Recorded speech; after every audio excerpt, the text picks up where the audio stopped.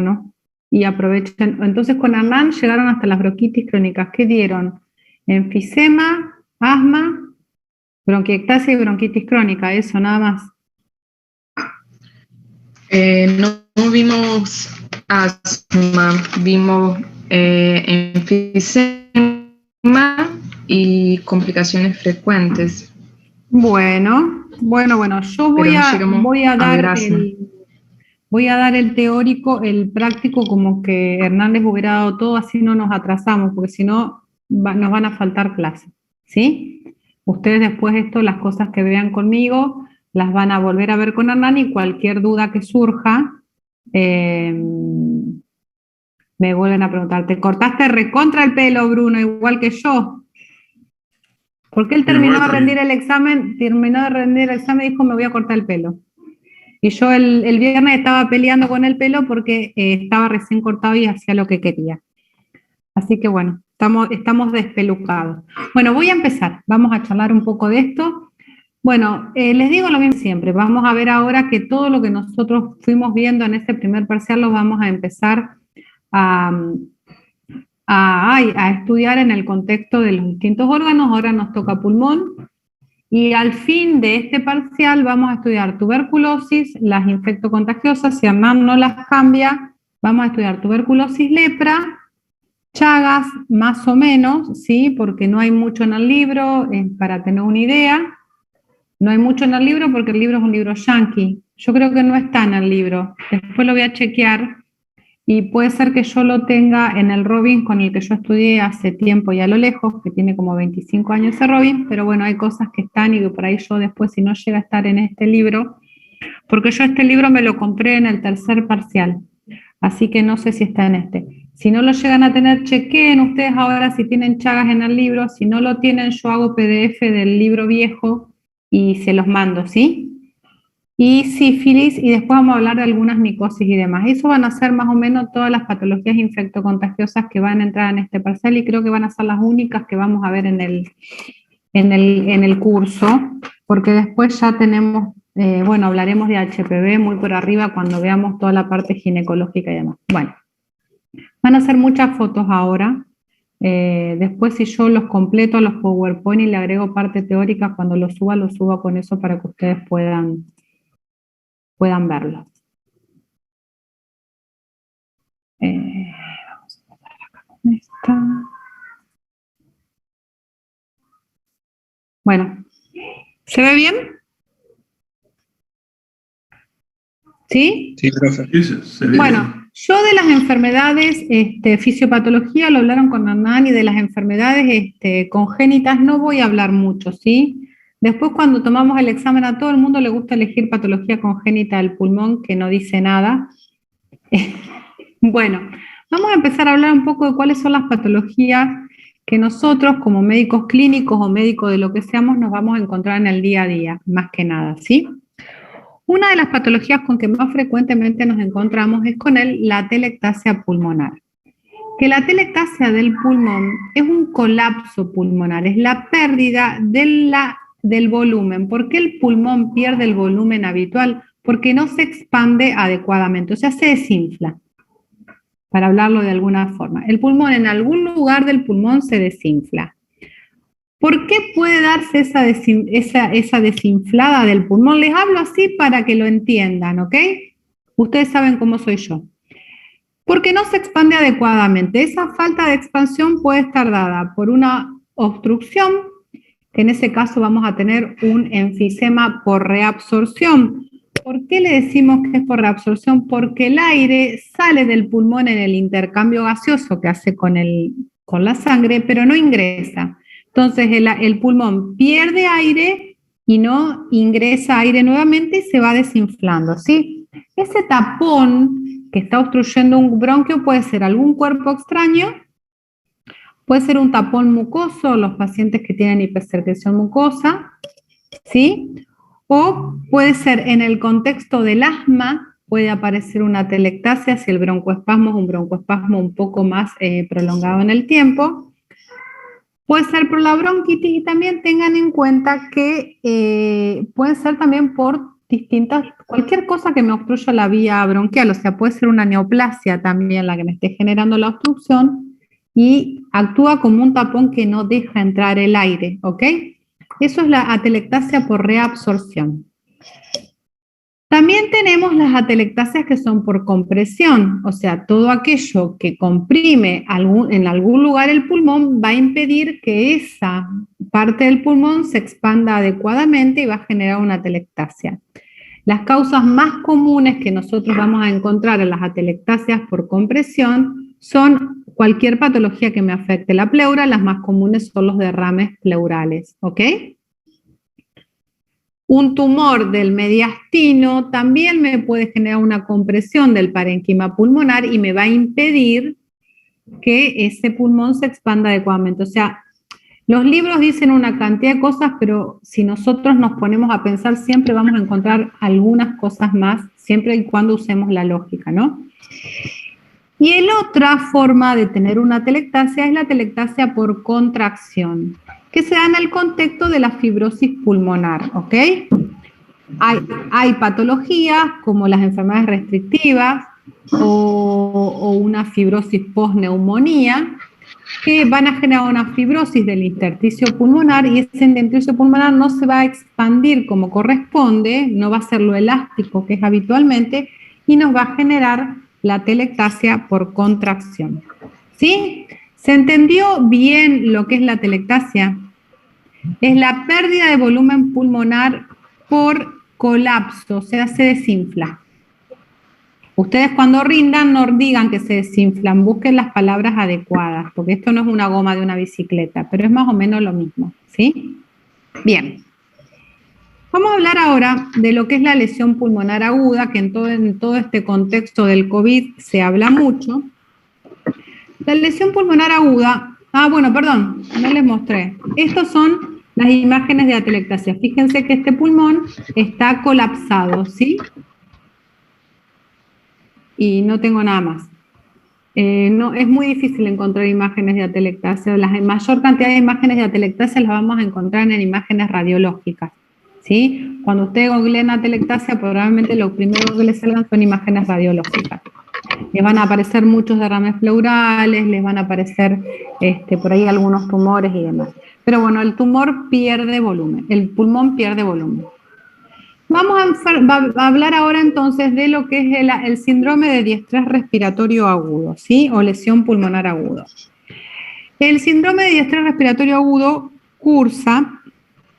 la lesión pulmonar aguda cursa con una clínica que está representada por dificultad respiratoria, o sea, disnea, hipoxia, mala oxigenación de la sangre, y tenemos infiltrados pulmonares bilaterales, ¿sí? En un paciente que no tiene insuficiencia cardíaca. ¿Por qué hacemos referencia a esto? Porque en un paciente que tiene insuficiencia cardíaca, en un edema agudo de pulmón o en un edema pulmonar va a tener disnea, va a tener hipoxia y va a tener un infiltrado pulmonar bilateral que está dado por ese encharcamiento de pulmón. O sea, este es un paciente que no tiene patología cardíaca y se me presenta con ese cuadro, ¿sí? El vidrio esmerilado bilateral, la disnea y la hipoxemia, ¿ok? Entonces, la causa es no cardiogénica, ¿sí? No tiene causa cardíaca, sino tenemos un edema de pulmón de causa cardíaca. Este cuadro puede progresar al síndrome de diestrés respiratorio agudo y se da por una lesión pulmonar directa, o sea que el daño es pulmonar. ¿Qué es lo que me puede generar el daño? Una neumonía atípica, como pasa con el COVID y como pasa con algunas micosis. La aspiración del ácido gástrico también me genera una lesión pulmonar aguda. Alguna contusión pulmonar me puede generar una lesión pulmonar aguda y la embolia grasa también.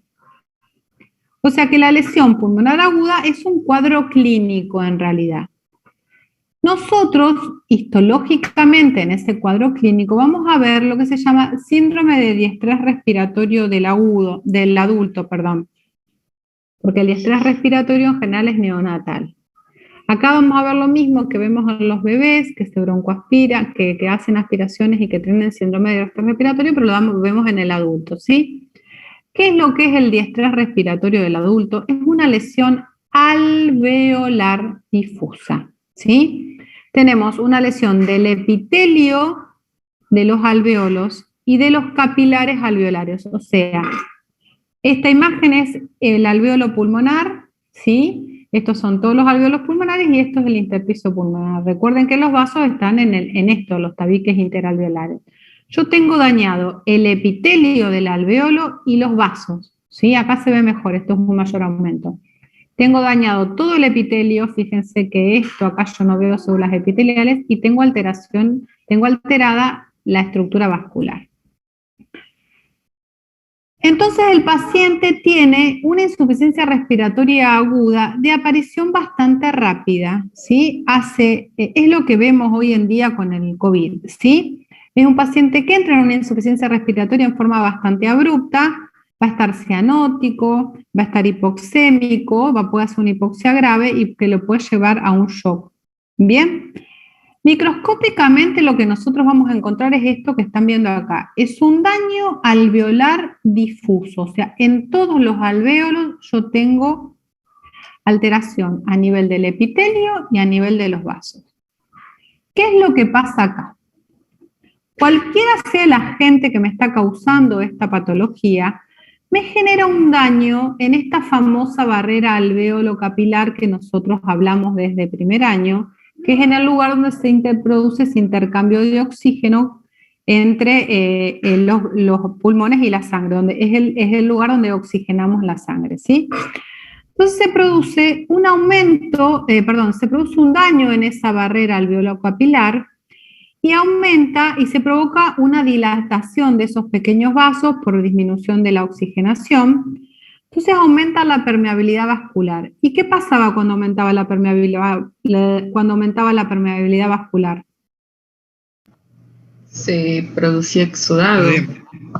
Se produce un edema, ¿sí? Sale el líquido que está dentro de los vasos, sale afuera de los vasos. Y en este caso, fíjense el intersticio que tiene esto. Entonces, en este caso, no es que sale al intersticio, va hacia la luz del alveolo, ¿sí? Entonces, sale líquido desde los vasos por ese aumento de la permeabilidad y va hacia la luz del alveolo. Y es esto que vemos acá. Esto rosadito que estamos viendo es el edema, que lo veo rosado porque es bastante rico en proteínas. ¿Sí? Fíjense que acá se ve más rosado todavía. ¿Bien? Entonces, yo tengo, recordemos, la gente que nos está causando esto me daña esa barrera alveolo capilar. Con ese daño de esa barrera alveolo capilar aumenta la permeabilidad de los vasos del pulmón y se genera el edema, que este edema de pulmón no tiene causa cardiogénica y ese edema sale hacia la luz del alveolo. Entonces, a ustedes, en una barrera alveolo capilar que está dañada y a la que nosotros le agregamos este edema de pulmón, ¿qué pasa? ¿Se mejora o se empeora el cuadro? Se empeora. Bien, ¿sí? Entonces, sale el líquido hacia el alveolo y hay una mayor pérdida de esa capacidad de difusión. Y ustedes se acuerdan que en las luces de los alvéolos nosotros teníamos el surfactante, que era una sustancia que secretaban los monocitos tipo 2 y que mantenía la tensión dentro de ese alveolo, porque sin el surfactante el alveolo tiende a colapsarse, ¿sí? Entonces, este edema de pulmón me daña el surfactante y me dañan los monocitos tipo 2 porque me dañó todo ese epitelio. Cuando yo definí hoy temprano lo que era el síndrome de estrés respiratorio, les dije que había daño alveolar y capilar, ¿sí? El daño alveolar es el edema y es ese lavado o ese barrido como de todo el epitelio. Entonces pierdo el surfactante y es donde se me genera toda esta alteración. ¿Qué es lo que me produce todo esto? Me genera un desequilibrio entre también los mediadores inflamatorios y antiinflamatorios. O sea, hay un equilibrio entre todos aquellos mediadores que promueven la inflamación y todos los mediadores que la frenan y empiezan a ganar los mediadores proinflamatorios. Entonces, me activan las interleuquinas, ¿sí? La activación de las interleuquinas las interleuquinas las secretan los macrófagos alveolares, que son los que van a empezar a fagocitar todo esto que está acá. Entonces, se activan las células endoteliales, Hay también lo que vamos a empezar a ver son algunos leucocitos a las luces vasculares, ¿sí? Se provoca un proceso inflamatorio agudo, ni más ni menos, de lo que nosotros veníamos hablando. Se liberan más sustancias que me dañan aún más el epitelio y que me generan mayor vasodilatación. Ese aumento de la permeabilidad me genera aún mayor daño del surfactante. Entonces, como que es un cuadro sin salida, ¿sí? Todo eso pasa en la fase aguda del síndrome de diestrés respiratorio agudo. Esto, como todo, tiene una fase aguda y una fase crónica. Entonces, en la fase aguda, daño en el epitelio, daño a los vasos, aumenta la permeabilidad, sale líquido, se genera una activación de todo el sistema proinflamatorio que me agrava aún más el daño, ¿sí? Y eso es lo que con ese agravamiento del daño es lo que me genera el daño en el epitelio y el mayor daño a nivel de los alvéolos, ¿sí? Entonces, en la fase aguda, con todo ese cuadro que tiene el pulmón, ¿cómo creen ustedes que verían estos pulmones? Si tiene un proceso inflamatorio agudo, ¿qué es lo primero que vamos a ver? Edema. Bien. Pero en el pulmón, ustedes agarran un pulmón que está cursando, o que cursó, porque si lo agarré es porque el paciente murió, que está con un síndrome de diestrés respiratorio agudo. ¿Cómo lo voy a ver? ¿Más pesado o más liviano? Más pesado. Bien. ¿Por qué está más pesado? Porque está lleno de líquido. Bien, está lleno de líquido, además hay vasodilatación. ¿Y la vasodilatación qué le va a producir ese pulmón? Además de más pesado y el edema. ¿Qué color lo veré? Rojo. Bien, lo voy a ver rojo, lo voy a encontrar más pesado y es un pulmón que no va a tener aire. ¿Sí? ¿Por qué? Porque está lleno de líquido. ¿Sí? Entonces, ese aumento de peso no se da solamente por el edema que está, sino que se da por esa congestión que tiene, porque ese edema está dado por la congestión. ¿Ok? Entonces, macroscópicamente voy a ver un pulmón pesado, un pulmón rojo y un pulmón que si lo meto en agua se hunde, no flota. ¿Ok? Así nos damos cuenta si tiene aire o no tiene aire. Microscópicamente, ¿qué le voy a ver? Esto que estamos viendo en la foto. Vamos a ver la congestión, en esta foto se ve mejor la congestión, todos estos vasos están dilatados, rojos, ¿sí? Bien, están rojos porque están llenos de sangre. Vamos a ver la necrosis del epitelio, que en este caso no se ve porque está el edema, pero si no veríamos las células que se empiezan a degranular y vamos a ver, en realidad más que la necrosis, vamos a ver la pérdida del epitelio de los alvéolos, ¿sí? Entonces vamos a ver la pérdida del epitelio alveolar, vamos a ver el edema, y muchas veces podemos llegar a ver hemorragia, de acuerdo a cuánto haya aumentado esa permeabilidad, ¿sí? Esta hemorragia puede ser en el intersticio o puede ser en el alvéolo, ¿sí?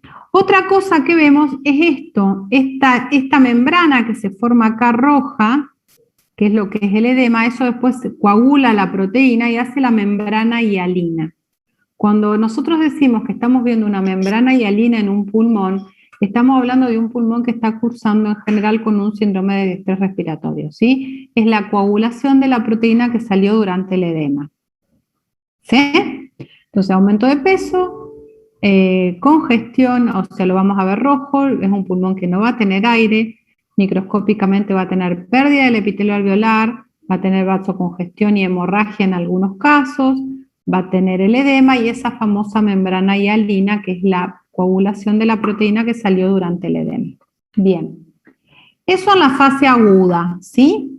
Si el paciente pasa esa fase aguda, obviamente, con todo esto, tiene que pasar algo.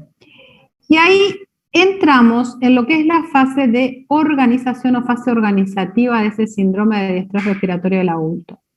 ¿Qué pasa? Los neumonocitos van a intentar regenerarse, entonces vamos a tener una proliferación de esos neumonocitos tipo 2, que es lo que está apareciendo acá. Ahora se los cuento.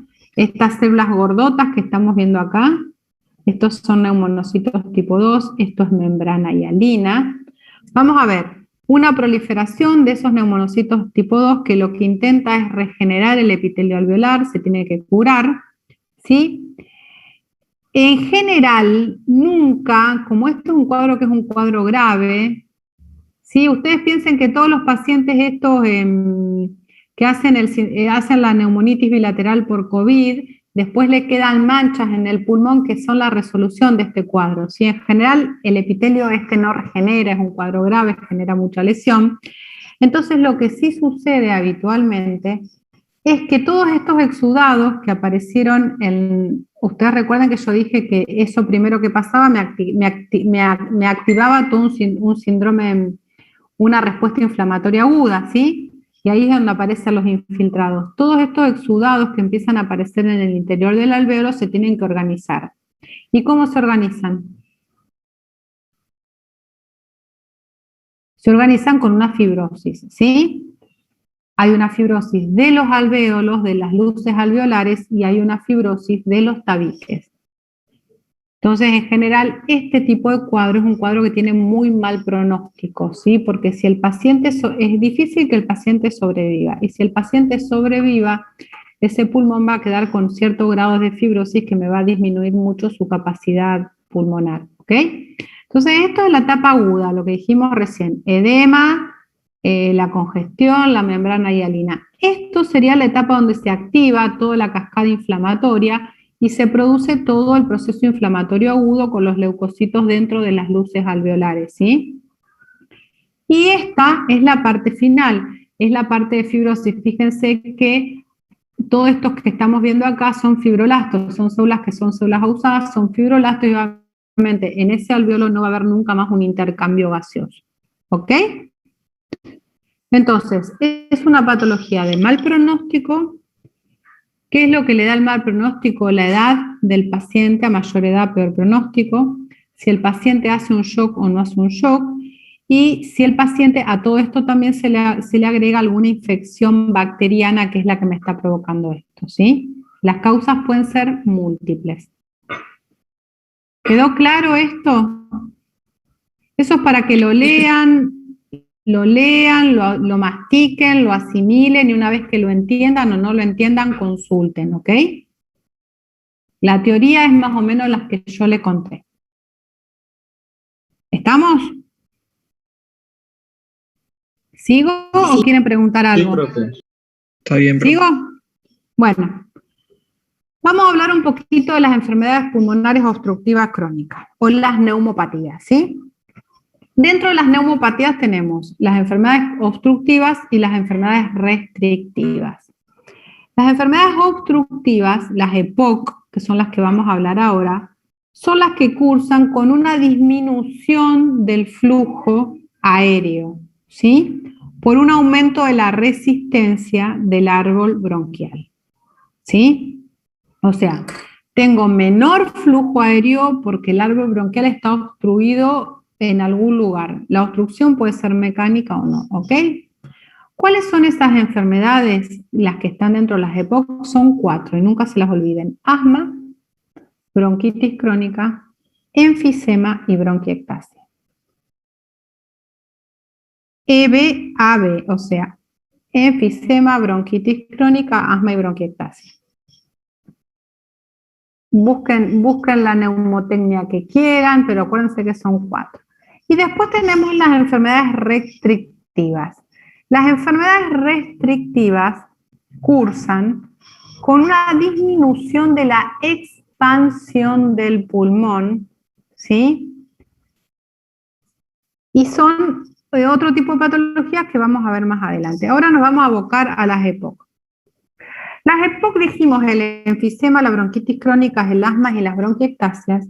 Tenemos los pulmones que tienen una disminución del flujo de expiración porque me aumenta la obstrucción. Tenemos menor flujo con mayor resistencia. O sea, el aire entra pero no puede salir. ¿Sí? O sea,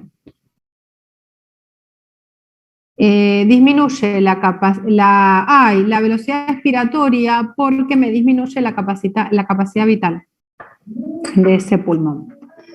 Vamos a empezar entonces con el enfisema. Bien, el enfisema es una patología, ustedes al pulmón se lo tienen que imaginar como una esponja, no es ni más ni menos que como una esponja.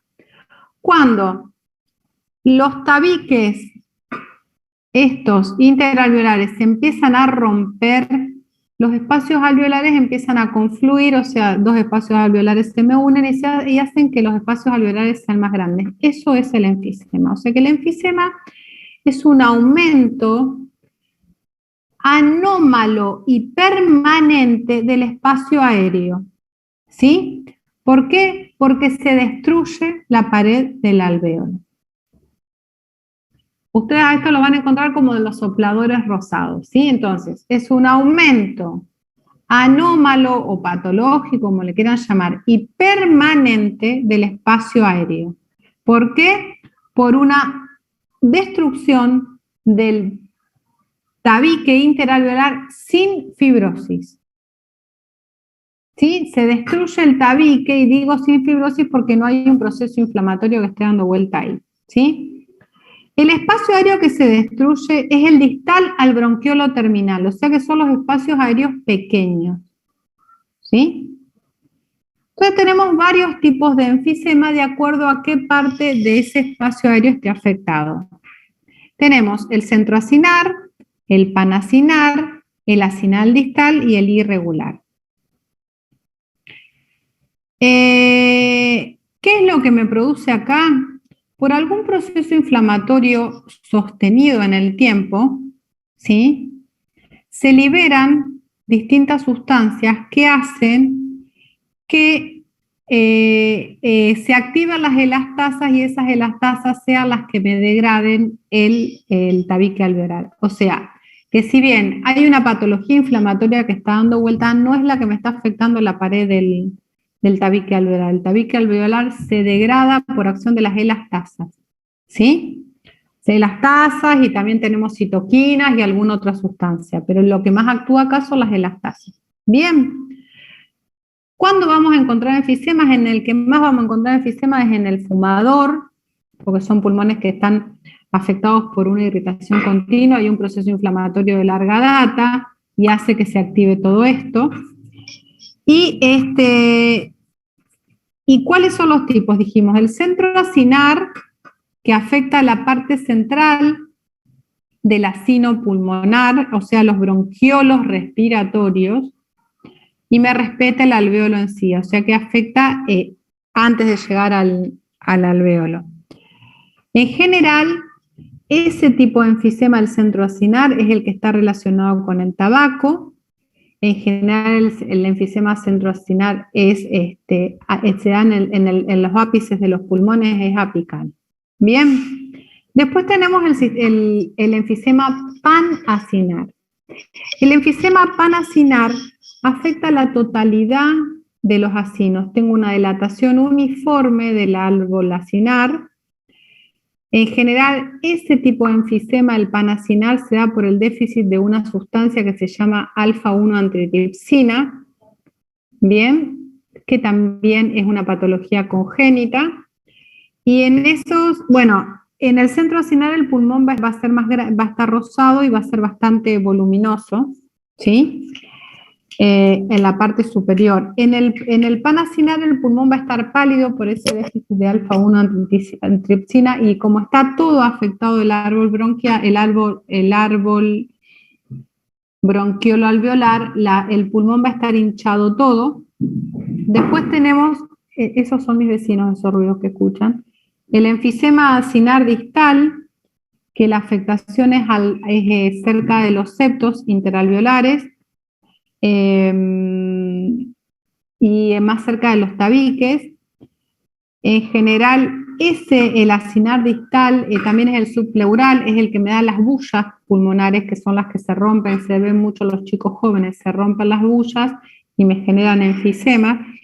Y después tenemos el enfisema irregular, que se asocia a cicatrices, o sea, yo tengo una cicatriz y tengo todo un enfisema alrededor de la cicatriz, o sea que tenemos el centroacinar, que me afecta el bronquiolo terminal, los bronquiolos respiratorios, perdón, el panacinar, que me afecta en forma homogénea todo el pulmón, el acinar distal, que se ve más que nada a nivel de los tabiques interlobulillares y de la pleura, subpleurales, que es el que da las bullas, y el irregular, que se ve asociado a cicatrices.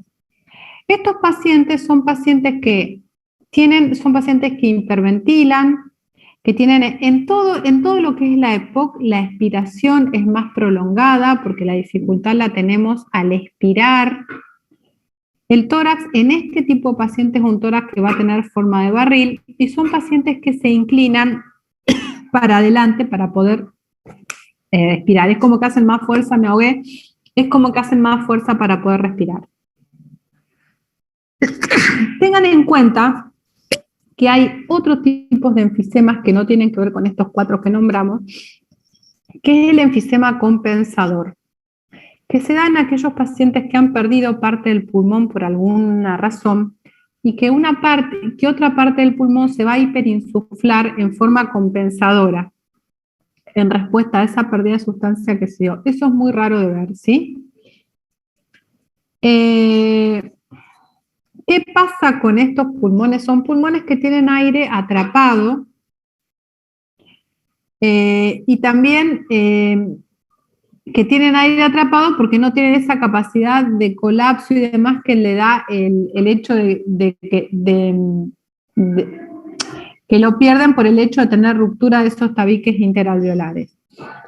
Hay una hiperinsuflación que nosotros podemos encontrar, que es la hiperinsuflación obstructiva, que no corresponde a un enfisema, que es una enfermedad o es una patología que se da en aquellos pulmones que tienen alguna obstrucción, que es una obstrucción que es subtotal, o sea, que en algún momento actúa como un cuerpo extraño, pero deja entrar el aire y no lo deja salir. ¿Sí? En ese caso también podemos tener una imagen pseudoenfisematosa. Después tenemos el enfisema bulloso, que es el que se da, en el acinar distal, que es el que forma las burbujas esas subpleurales, ¿sí? Y después tenemos el enfisema mediastínico, que es que se da la entrada de aire hacia el tejido celular subcutáneo, hacia el pulmón, y entra aire hacia el pulmón o hacia el mediastino, pero eso no nos interesa únicamente, más que nada, están en el libro, los van a leer, nos interesan los 4 tipos de enfisema. O sea, enfisema, por un lado, la definición, que es la ruptura o es el aumento del espacio aéreo, un aumento patológico y permanente, esto no se recupera, que la ruptura de esos tabiques interalveolares se dan no por acción directa de un proceso inflamatorio, sino por acción indirecta, o sea, se genera una activación de distintas enzimas que me destruyen las células elásticas y todo, y el tejido, y entonces se me aumenta el espacio aéreo, se me dilatan en forma permanente los alvéolos, que de acuerdo a la localización vamos a tener el centro acinar, que es el más frecuentemente asociado al tabaco, el panacinar, que es el que me lo distribuye en forma homogénea, que es el que está relacionado con el déficit de alfa-1 antitripsina, el acinar distal, que es el que se da más que nada a nivel subpleural, que también es congénito eso, o paraseptal, que es el que me provoca las bullas, y después tenemos el irregular, que es el que se asocia a las cicatrices. ¿Ok? Eso es enfisema. Otra EPOC que nosotros podemos ver es la bronquitis crónica. La bronquitis crónica, ¿cómo definimos? Está asociada al tabaco y al smog. Todas las EPOC menos el asma están muy asociadas al tabaco. ¿Cómo lo diagnosticamos clínicamente a una bronquitis crónica? Por una tos productiva, o sea, tiene que tener catarro, el paciente tiene que expectorar durante más de 3 meses, 2 veces al año, o sea, tos productiva por 3 meses, más de 2 veces por año. El paciente que dice que se resfría mucho, si yo tengo 3, 4 resfríos al año y estoy 3 meses expectorando, eso es una bronquitis crónica. ¿Qué es lo que vamos a encontrar en los pacientes con bronquitis crónica? Esto no es bronquitis, esto es asma. Bueno, en un paciente con bronquitis crónica lo que nos vamos a encontrar es un aumento de la secreción de moco, ¿sí?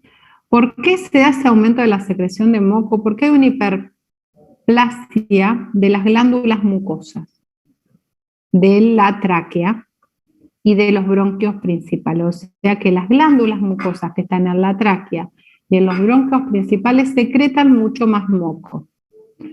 Pero por otro lado, si dijimos que es bronquitis, tiene que tener algo de inflamación.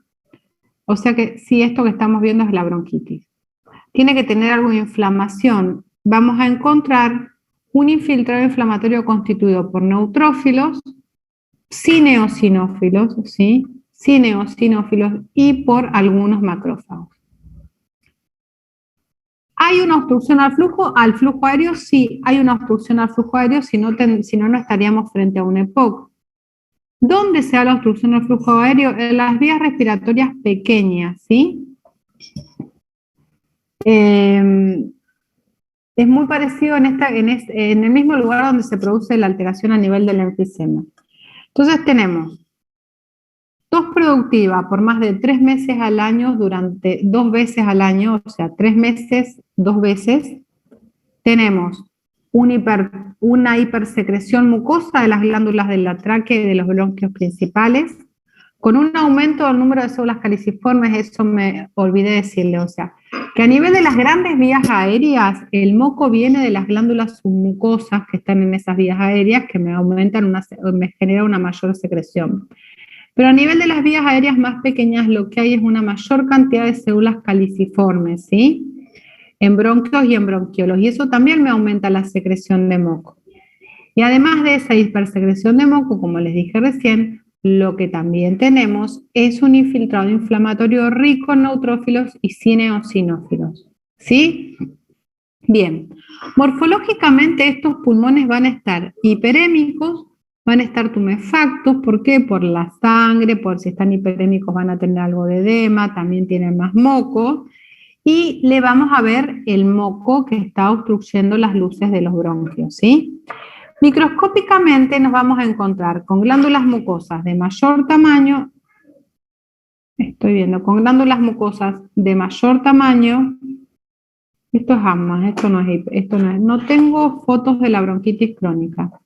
No vamos a ver, microscópicamente, ¿qué vamos a ver? Vamos a ver esas glándulas más grandotas, hipertrofiadas, vamos a ver las células caliciformes en mayor cantidad, vamos a ver edema de la mucosa por todo el proceso inflamatorio que se produce, y obviamente vamos a ver la bronquitis, vamos a ver el infiltrado inflamatorio neutrofílico a nivel de los bronquios, ¿sí? Recuerden que a nivel de los bronquios en estos casos también vamos a ver tapones mucosos que se está dando por esa hipersecreción de moco, ¿sí? Y por esa mayor cantidad de células caliciformes. Bien. Otra patología que nosotros nos vamos a encontrar dentro de las EPOC es el asma. El asma nosotros la habíamos nombrado como ejemplo de una reacción de hipersensibilidad. ¿De qué tipo?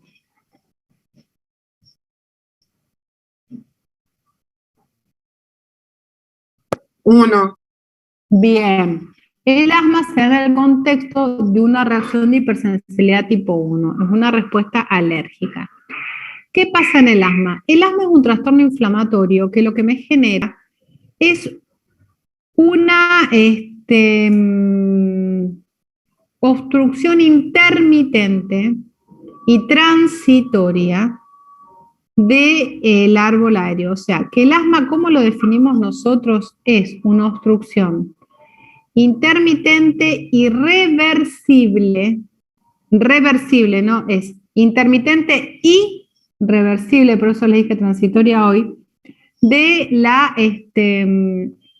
espacio aéreo, y además de tener esa obstrucción intermitente y reversible del espacio aéreo, hay un proceso inflamatorio a nivel bronquial que en este caso tiene muchos eosinófilos.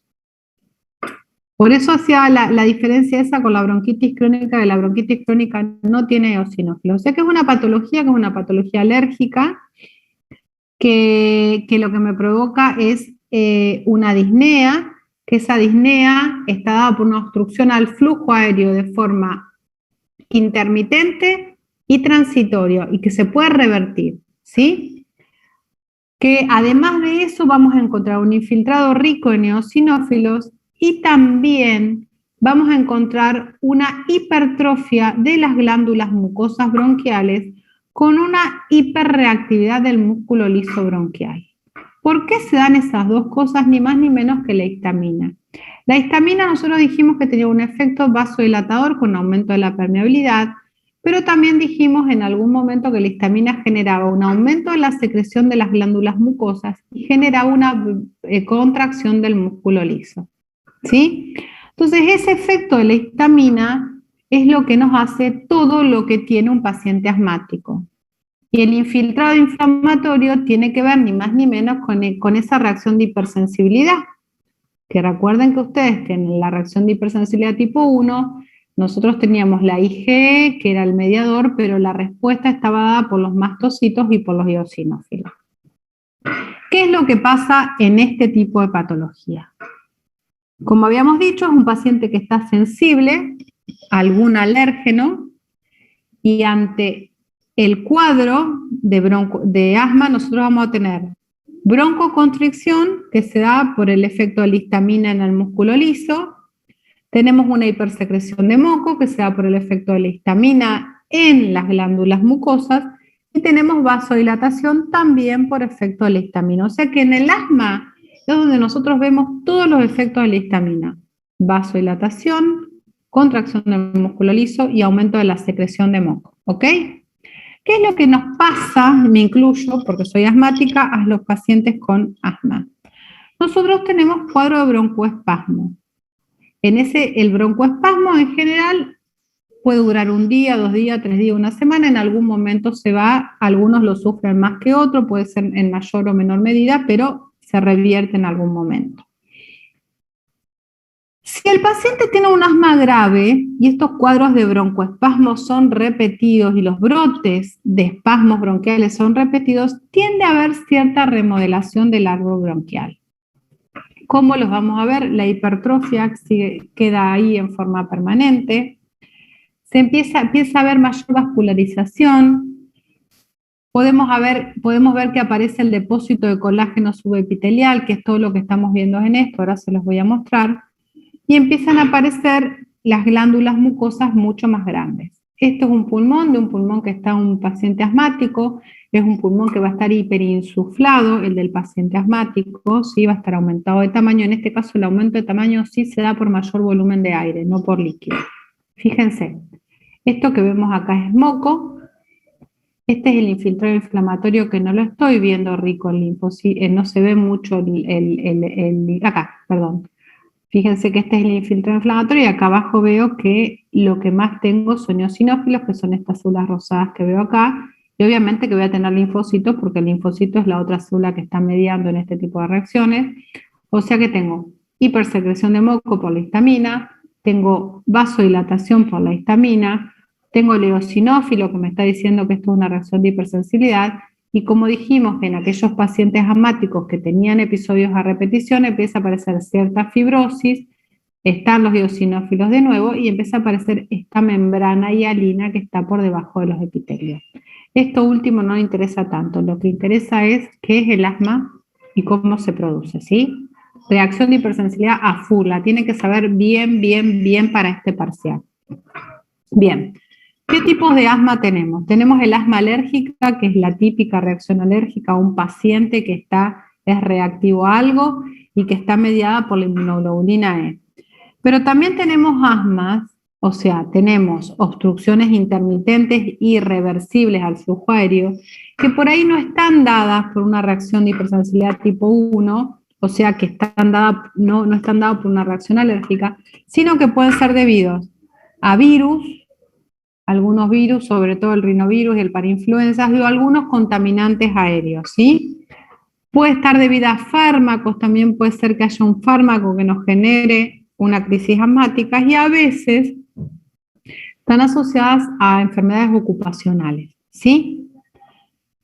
Entonces, ¿qué dijimos que vamos a encontrar? Vamos a encontrar hipersecreción, hipervascularización, un aumento de tamaño de las glándulas mucosas y en algunos casos, en los casos que el paciente tiene un asma grave, vamos a encontrar un engrosamiento de la pared por esta fibrosis subepitelial. ¿Ok? Morfológicamente dijimos que el pulmón va a estar hiperinsuflado, va a estar más grande, va a estar más pesado, ¿sí? Podemos llegar a encontrar atelectasia. ¿Por qué encontraríamos atelectasia en un pulmón de un paciente asmático? A ver. Conforme se va agrandando, te va rompiendo los tabiques. No, eso sería un enfisema. Dijimos atelectasia. Sí, un colapso.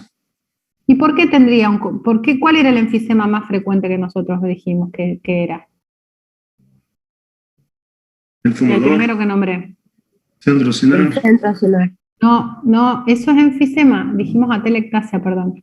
¿Cuál es la atelectasia? Porque yo les dije que en un pulmón, en el pulmón que está hiperinsuflado, puedo llegar a encontrar áreas de atelectasia. Me retracto. Atelectasia.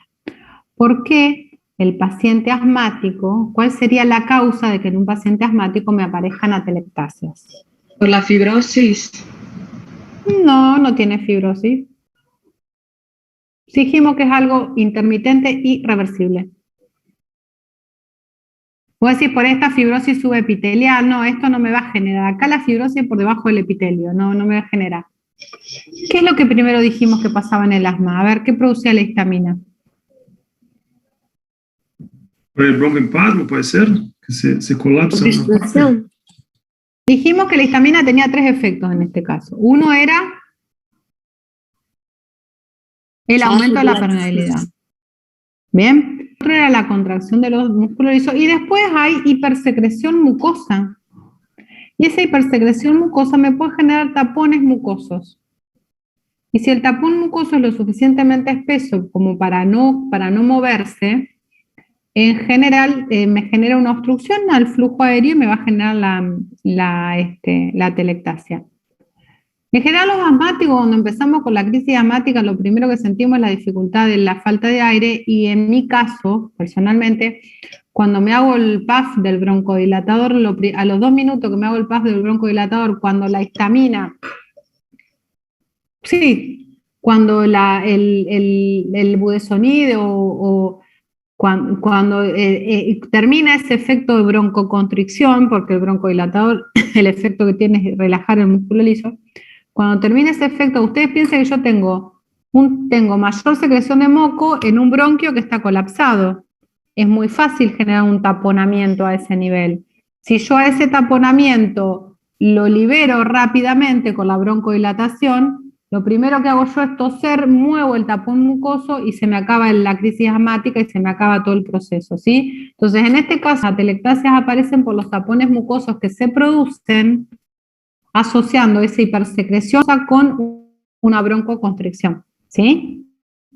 Si la crisis asmática se prolonga en el tiempo, a veces no dura 1 hora, que dura 2, 3 horas, 2, 3 días, ahí puede aparecer una atelectasia, ¿sí? Porque entra aire, porque el aire no entra y se reabsorbe. ¿Se entiende? Cuando en este caso yo libero esa obstrucción, todo vuelve a la normalidad.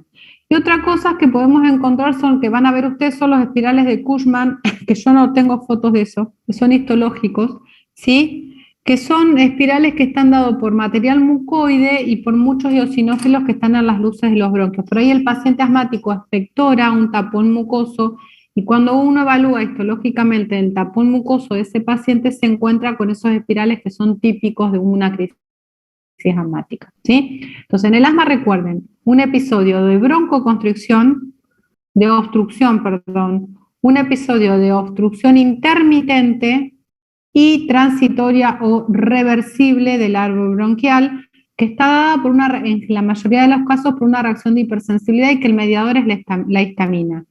Y que todos los efectos que nosotros encontramos a nivel del pulmón están dados por esa histamina. El aumento de la secreción de moco, la broncoconstricción y el aumento de la permeabilidad. ¿Ok? Vamos con la última de las patologías de las EPOC que corresponde a la bronquiectasia. La bronquiectasia tiene algo parecido al enfisema, que era una dilatación permanente, pero en este caso la afectación se da a nivel bronquial y bronquiolar, no a nivel alveolar. O sea que yo tengo una dilatación permanente y patológica del árbol bronquial, no alveolar, ¿sí? ¿Qué es lo que me pasa en esta enfermedad? Se destruye el músculo liso y los tejidos elásticos de esas paredes bronquiales, ¿sí? Y se me genera una dilatación. ¿Cuál es la causa de la bronquiectasia? Siempre es secundaria a un proceso infeccioso. Entonces, es una obstrucción permanente e irreversible del árbol bronquial, una dilatación permanente e irreversible del árbol bronquial secundaria a una infección. ¿Sí? Que me genera una obstrucción persistente del árbol bronquial. ¿Cuáles son las causas? Puede haber una obstrucción bronquial por un tumor o por un cuerpo extraño que me genere un proceso inflamatorio y me genere esta patología. También puede estar asociada a una enfermedad congénita, que es a la fibrosis quística o algún síndrome de inmunodeficiencia congénita también. O puede ser secundaria a alguna neumonía que me destruya la pared bronquial y me genere esa dilatación.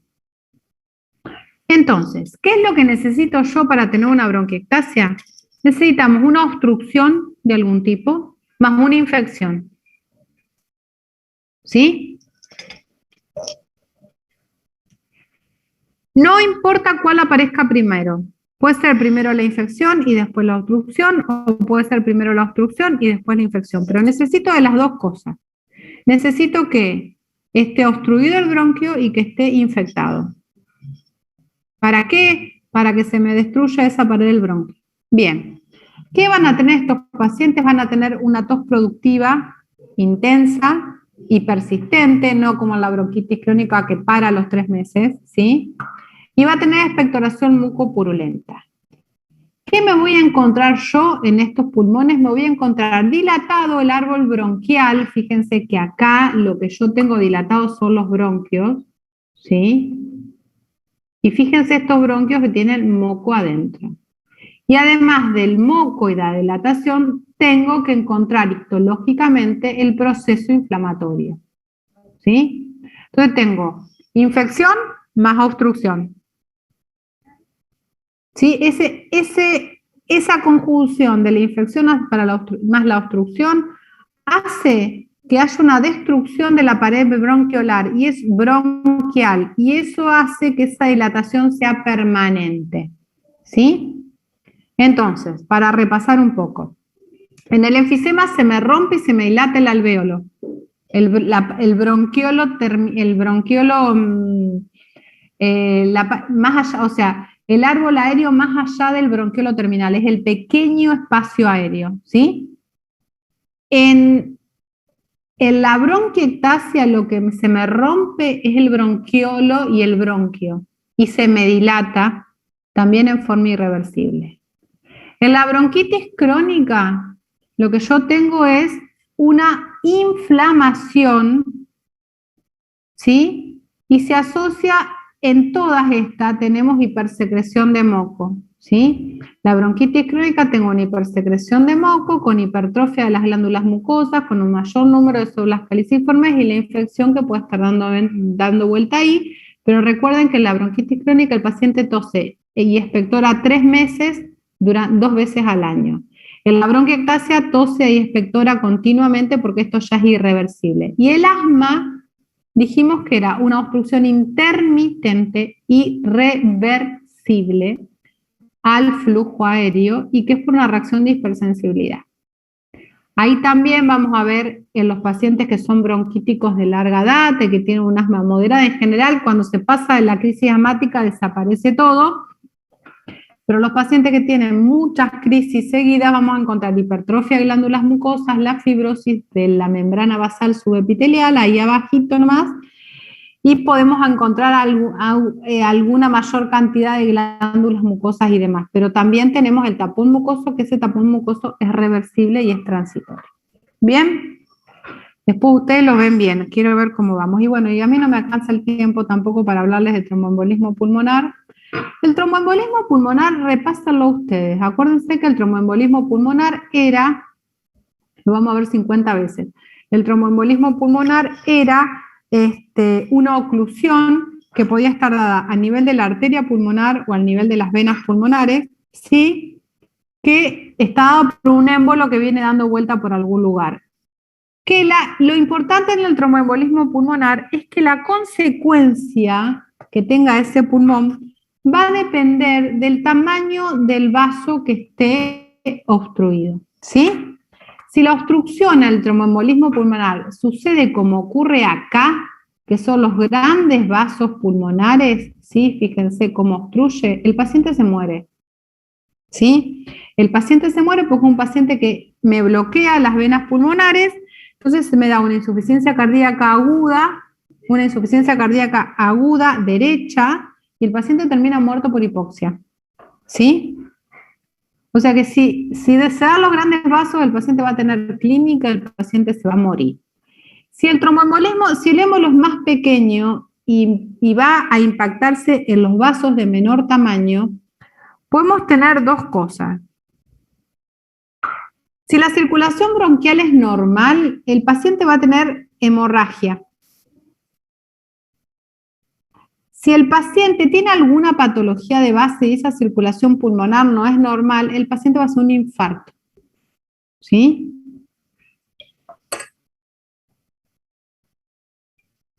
El infarto, fíjense que es un infarto hemorrágico y siempre en el contexto de un tromboembolismo, el infarto lo voy a encontrar más en la periferia del tumor, del pulmón, porque para que haya infarto tiene que estar obstruido pequeños vasos pulmonares. Esto que estamos viendo acá, esto es un trombo. Esto es una trombosis que se recanalizó. Ustedes se acuerdan que cuando hablamos del trombo dijimos que podía ser absorbido, que podía embolizar o que podía recanalizar. Acá la obstrucción se recanalizó y esto es un trombo también que está recanalizado. Fíjense que ahí arriba todavía está pasando algo de sangre, ¿sí? Y estas son las imágenes del pulmón, de la insuficiencia cardíaca, el edema de pulmón. Fíjense que se ve muy parecido. El edema agudo de pulmón, bueno, eso se los voy a hablar después porque ya no tenemos tiempo y eso tampoco lo han hablado con Hernán. O sea que háganme acordar, la semana que viene tenemos que hablar de edema agudo de pulmón y que después tenemos que hablar de las intersticiopatías y demás. ¿Sí? Para la semana que viene nos queda edema agudo de pulmón, intersticiopatías y las neumonías y las neumonías del pulmón. ¿Sí? Dale, Es profe. medio complicada esta parte, pero ustedes si la leen la van a entender bien. ¿Quién me querían preguntar? ¿Nada? Bueno, les tomo asistencia y lo libero. Evelyn. Yo, profe, presente. Está. Lidia.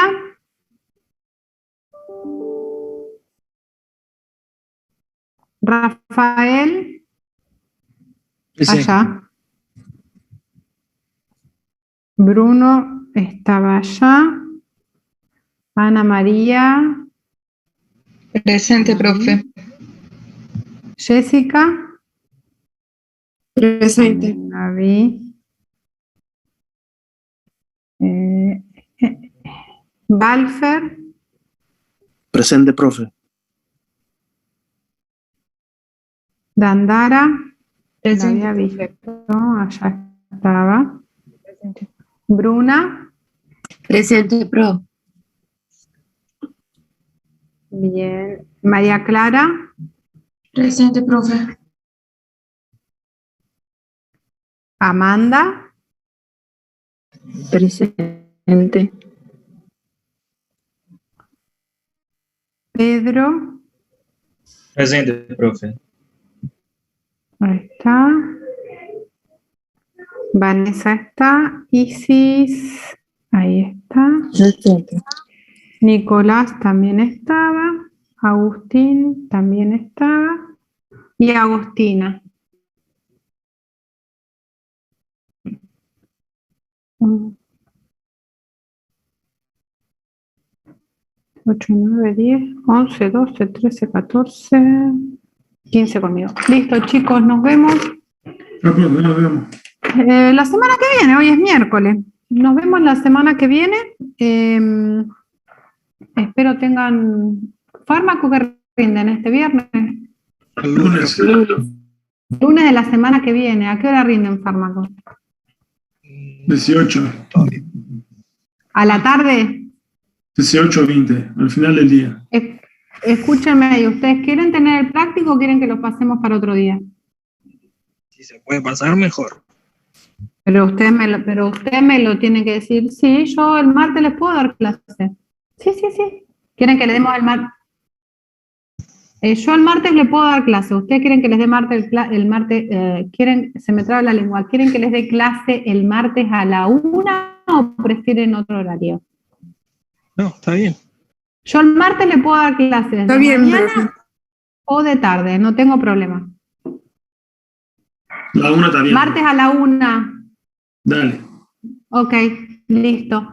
Háganme acordar. Vanessa, vos te vas a acordar, se fue Vanessa. Dígale a Vanessa que me haga acordar que el martes a la 1, ¿sí? Porque ya veo que me pasa, me siento el lunes a la 1 de la tarde y los empiezo a molestar, ¿sí? Bueno, cuando ustedes tengan estas cosas, avísenme, porque si yo no les preguntaba, yo íbamos a estar todo el martes. Y supongo que Hernán va a hacer lo mismo, así que díganle a él que tienen examen. Él ya ¿Sí? sabe. ¿Y qué les dijo? ¿Les da igual el teórico o No. se los modifica? Sí, igual. Bueno.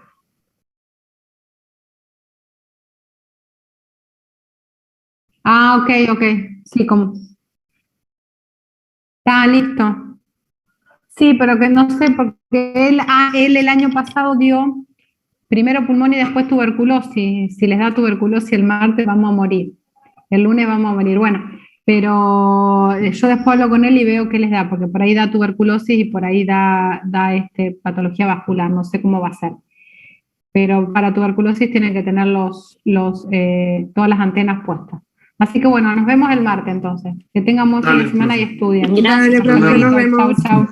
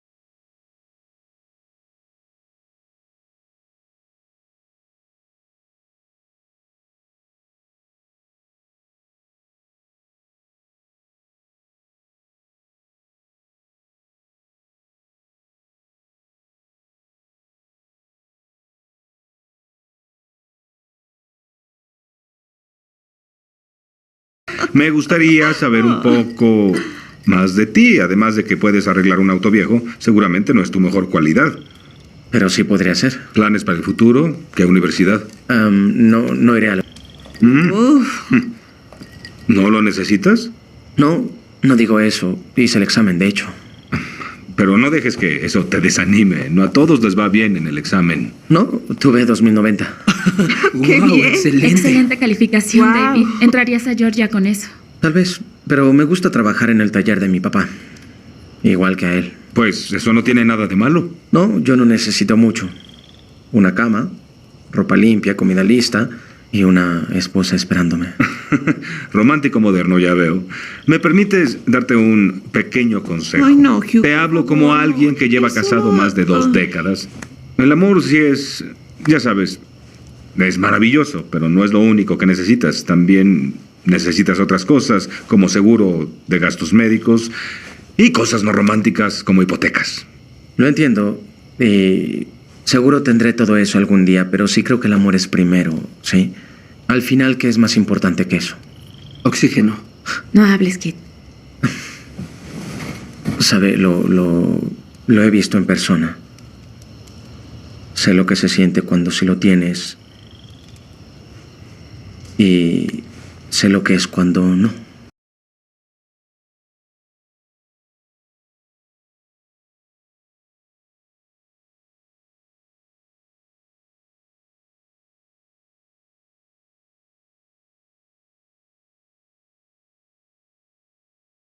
Now,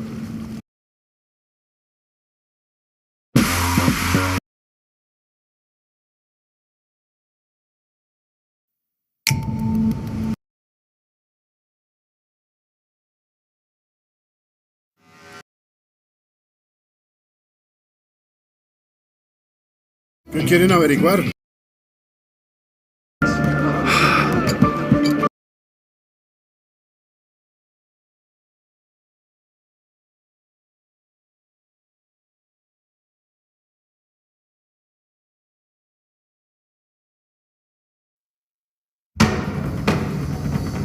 Mis primeros 100 días como presidenta han sido difíciles. Perdí a mi esposa.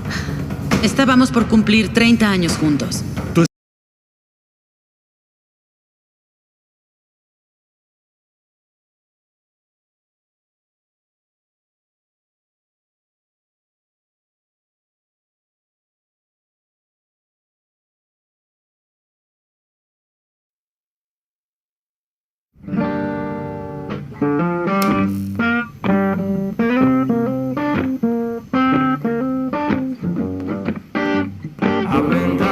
Cuanto más fuerte el golpe, más duele. Suele suceder. Así que damos una receta. Medicamentos, hielo, compresión, elevación. Lo que se hace para detener el dolor inmediato. Te fuiste temprano esta mañana. Sí, porque me encanta este lugar. Tenía que abrir y además me conviene. ¿Es lo que dijo la abogada? Debo establecer que soy un miembro valioso de la comunidad para contrarrestar el hecho de que arruiné el rostro de De Luca. Nos reuniremos hoy. Estrategia. Dicen que es decisivo, lo que significa eso. Pero solo se puede adormecer el dolor por un tiempo. Y cuando las drogas dejan de surtir efecto, sí que duele. Gracias por ofrecer tu ayuda. Te quiero mucho y te compadezco. Solidaridad y esa basura. Esto es indigno. No piense ni por un segundo que tendrá puntos si llega antes que yo. Cosas que no hizo ayer: rellenar el surtidor de guantes, revisar las baterías del termómetro auxiliar y buscar hisopos orales. Yo me voy. ¿Y cree que puede estar aquí con sus amigos? Abriremos en 20. ¿Se quedará ahí mirándome o va a trabajar?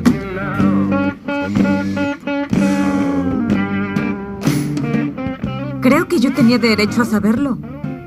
¿Qué? ¿Qué cosa? Lo de la iglesia, que tú vas a la iglesia. Tú vas a AA, ahí rezan mucho. ¿Qué le diremos a los niños sobre Dios y la vida eterna? Espera.